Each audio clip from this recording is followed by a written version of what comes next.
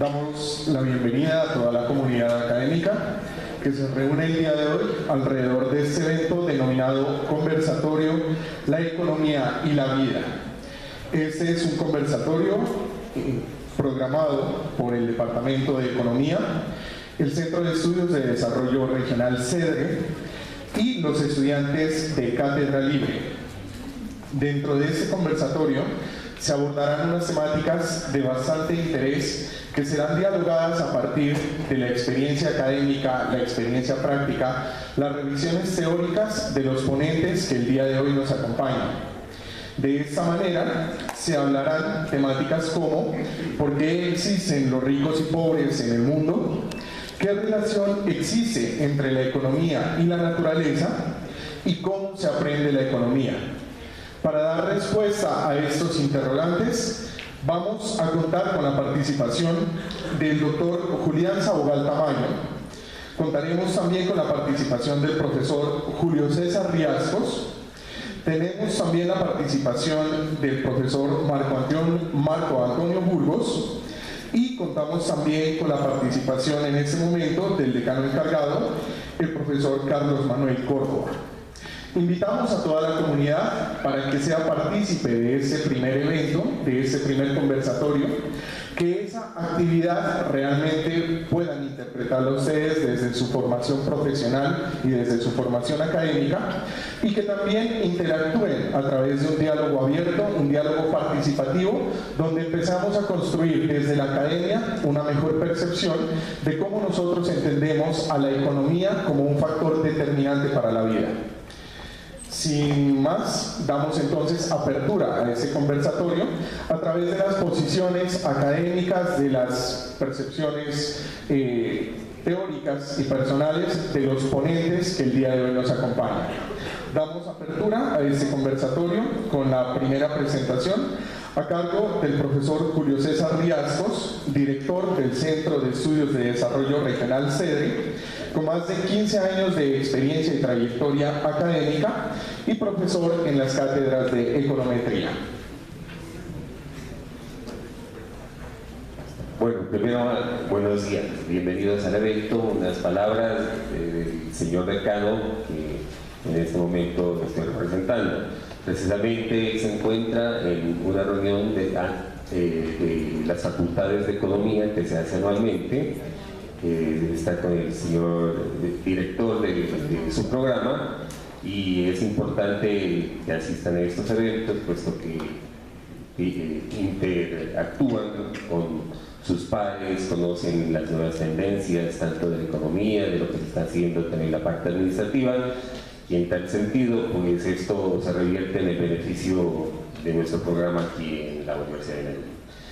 Es muy importante también el desarrollo de este evento, de este conversatorio que primera vez se hace en la facultad, en el programa, por iniciativa de los 3 docentes que cada uno maneja la economía desde su propia perspectiva, desde su visión, desde su conocimiento. En definitiva, la economía como ciencia social, pues lo que busca es el bienestar, y ellos la manejan cada uno desde una concepción, desde una aproximación personal, desde sus estudios que han hecho, desde sus investigaciones, y es muy importante conocer el estado del arte de esta disciplina, cómo se está aplicando aquí en el Departamento de Economía, y esto nos lleva también a que nos preguntemos de cómo nosotros como estudiantes podemos aportar al desarrollo de esta bonita ciencia. No es más, les deseo muchos éxitos y muchas gracias, porque esto nos invita también a los demás programas a que realicemos este tipo de conversatorios, ya que nos ayudarán a preguntarnos de si lo que estamos haciendo lo estamos bien, cómo lo estamos haciendo bien, cómo lo podemos mejorar, y en definitiva esto repercutirá en que nuestros programas, nuestra facultad tomen un rumbo hacia la excelencia académica. Bueno, muchas gracias, ¿no? Muchas gracias.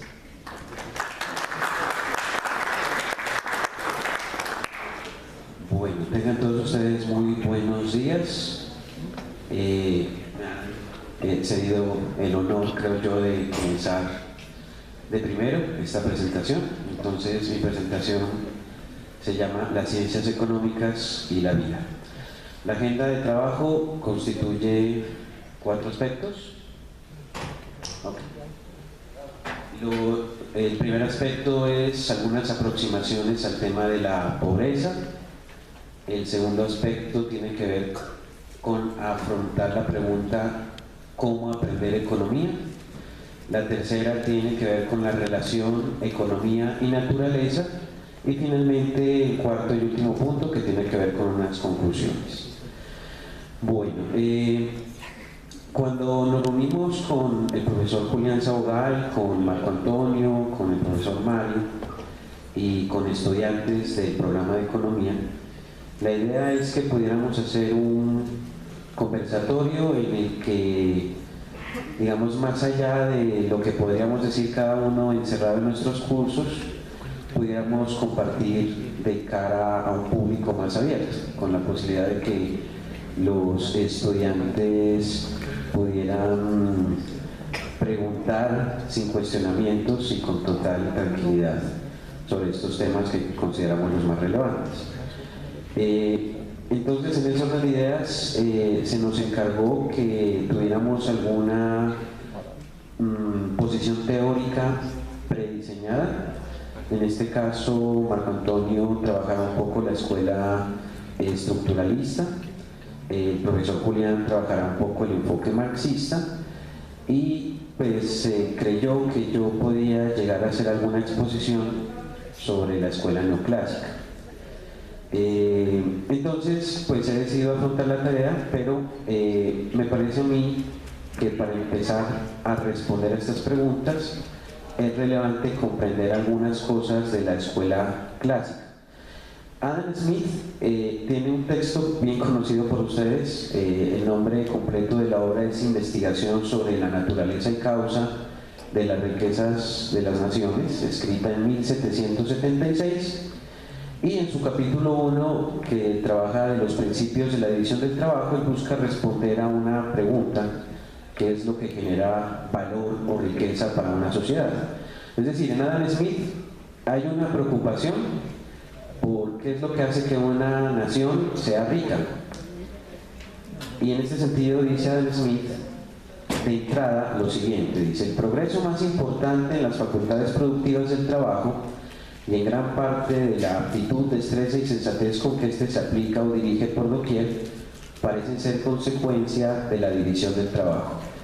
Probablemente quienes han estado en clases conmigo siempre tienen ese cuidado en la redacción de evitar este tipo de expresiones como parece, que la utiliza acá el padre de la economía, porque cuando él dice que el progreso más importante en las facultades productivas del trabajo, que es uno de los elementos relevantes para explicar la riqueza de las naciones, dice él que parece ser consecuencia precisamente de ese grado de especialización. Entonces, pareciera ser que si uno es muy estricto con Adam Smith, él no estaba como tan seguro, porque no sé si es un problema de la traducción, pero se incluye el término parece ser. Entonces, en teoría, Adam Smith plantea que la división del trabajo, la especialización, es la que explica por qué una sociedad es rica. Y este elemento es muy importante porque es acogido por la teoría neoclásica. Sin embargo, algo que casi nunca hacemos es leer a Adam Smith completo. Digamos que lo que hacemos nosotros de manera un poco irresponsable es leernos uno que otro capítulo, y muchas veces porque nos obligan a leerlo.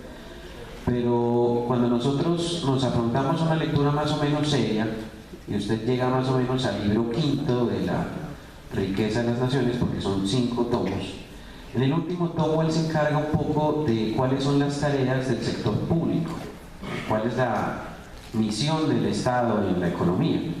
lo que parecería un poco contradictorio si solamente nos quedamos con la lectura del primer tomo, en donde uno casi siempre plantea que Adam Smith exhibe el laissez-faire, laissez-passer, o el hecho de que el Estado no debe intervenir porque hay una mano invisible. Pero si usted afronta el libro quinto, se va a dar cuenta que Adam Smith considera que el Estado sí participa en la economía y establece que tiene algunas tareas que son de su responsabilidad. Entonces esas son palabras de Adam Smith frente a las tareas del Estado. Dice Adam Smith en el libro quinto de La riqueza de las naciones: la educación de las clases bajas requiere acaso más atención en una sociedad civilizada que las de aquellas personas con cierta jerarquía y fortuna. Leyendo ese libro, Adam Smith va a criticar el sector público y la educación por parte del sector público. Sin embargo, más adelante dice que si la división del trabajo es el factor que genera riqueza, pues que habría que preocuparse por estimular esa división del trabajo, y que un elemento importante es la educación, así sea educación pública para las clases menos favorecidas. Es decir, que ustedes encuentran al padre de la economía, al que muchos de nosotros casi que irresponsablemente decimos que va en contra de la participación del Estado, defendiendo que una de las tareas más importantes del mismo Estado dentro de la economía es precisamente fomentar una educación que estimule la división del trabajo como propulsor del crecimiento económico.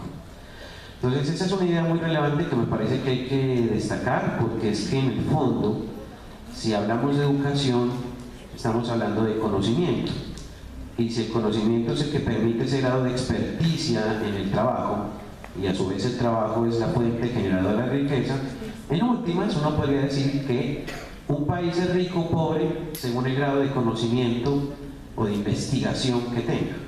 Y esto solamente es una inferencia que hago yo a partir de una lectura de Adam Smith, únicamente, es decir, en el pensamiento clásico.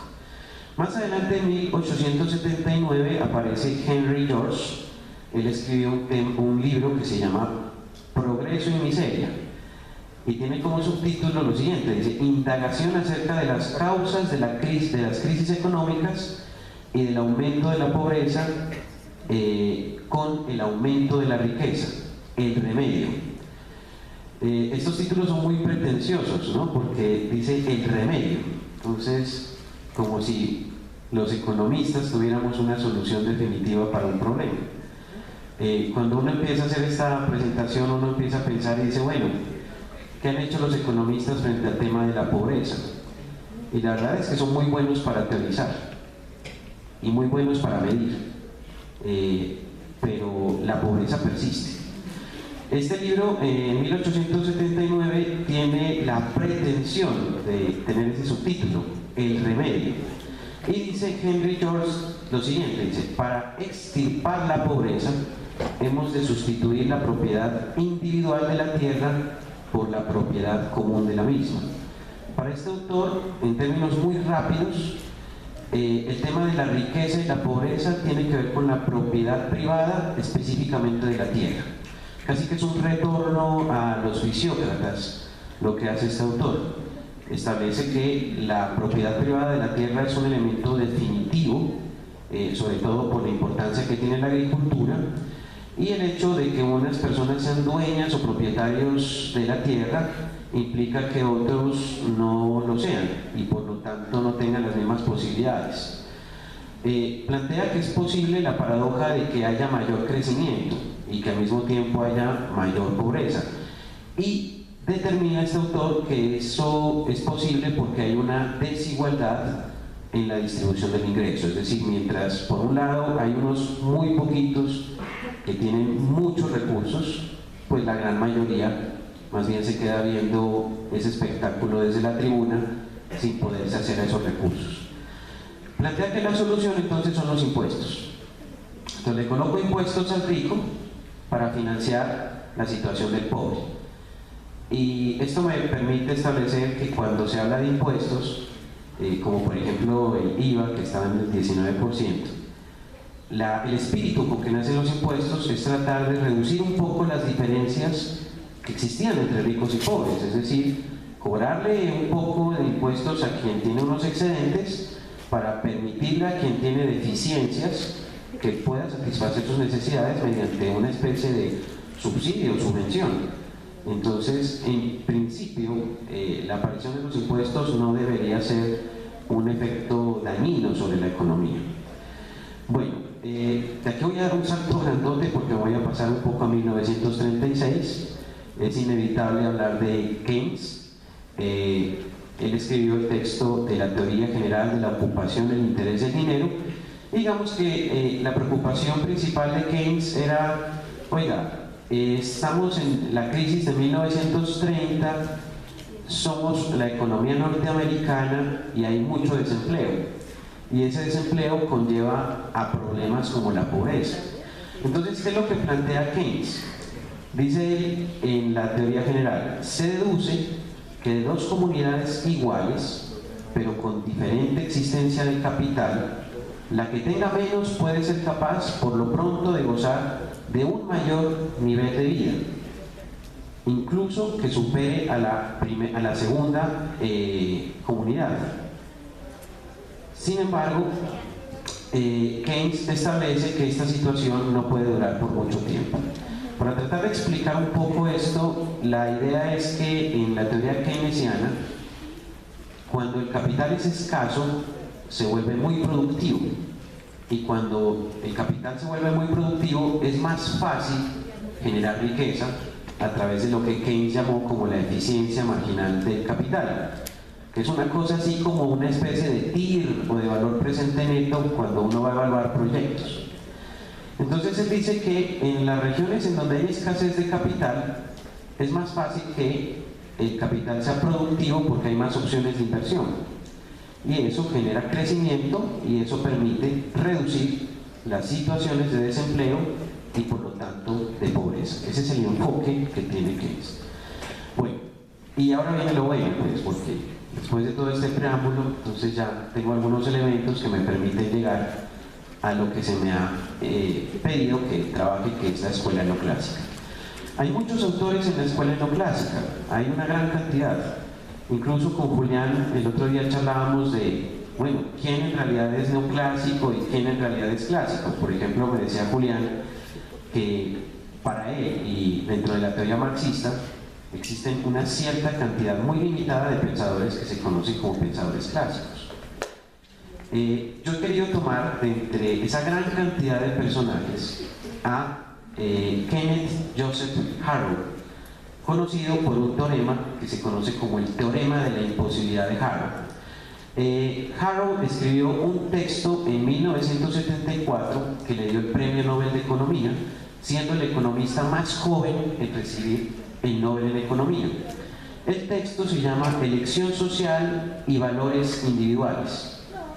Pero este texto no se iba a llamar así, se cambió su título porque la esposa de Harrow le dijo, oiga, el título que usted le va a poner no me gusta.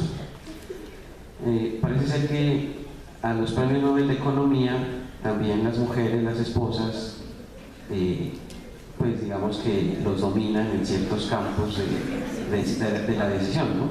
Entonces le iba a llamar al texto, le iba a llamar algo así como ¿por qué los pobres son pobres? Y a mi modo de ver es el primer neoclásico que enfrenta así como de lleno el problema. Pero creo que la respuesta que él les va a dar no es la respuesta que todos esperan. Él dice lo siguiente, dice, una asignación de recursos podría ser eficiente en el sentido de Pareto. Es decir, ¿qué es la eficiencia en el sentido de Pareto? Es algo así como que mi bienestar no afecte al bienestar de los demás. Suponga, por ejemplo, que usted va en el bus y que va escuchando usted sus pensamientos más profundos, sus inquietudes más profundas. Y de repente se le sienta al lado a alguien que coloca un celular y coloca una música que a usted no le gusta. Entonces esa persona dice, es que esta música a mí me genera bienestar, pero no se está dando cuenta que le está produciendo malestar a los demás. Entonces ahí se rompe esto que hablamos de la eficiencia de Pareto. La eficiencia de Pareto es un punto en el cual